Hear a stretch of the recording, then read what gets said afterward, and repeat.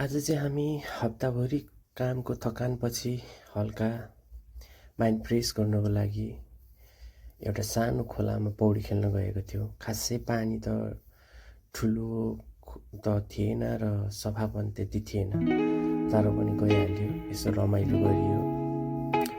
हल्का सानो सानो एउटा पोखरी रहेछ, त्यही खेलियो, साथीहरूसँग रमाइलो गरियो। साथीहरूसँग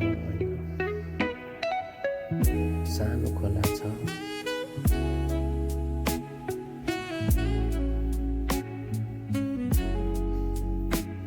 यो भिडियो चाहिँ खासै मलाई त्यस्तो त होइन, तर पनि कहीँ जाँदा बनाएको छोटो छोटो क्लिपहरू चाहिँ एउटा मेमोरीको लागि होस् भनेर बनाएको।